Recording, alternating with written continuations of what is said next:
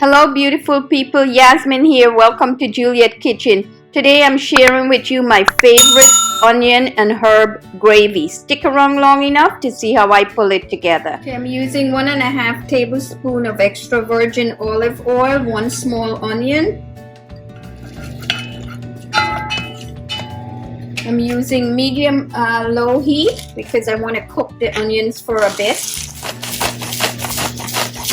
Season with salt and fresh ground black pepper.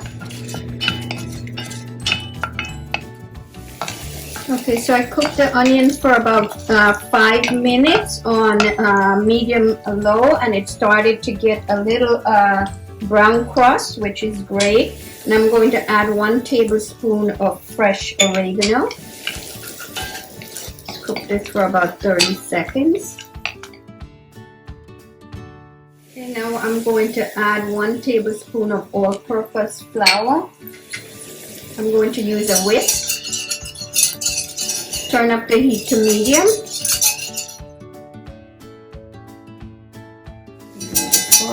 And now I'm going to slowly add in 1.25 cup of chicken broth.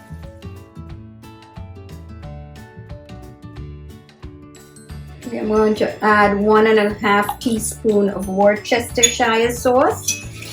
Keep stirring until it comes to a boil.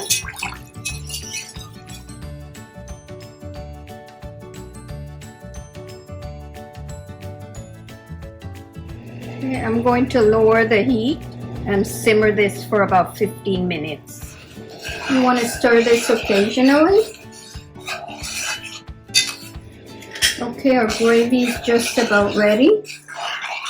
If you want a thicker gravy, you can add a bit more of the all-purpose flour, about 1 teaspoon to 2 teaspoons more.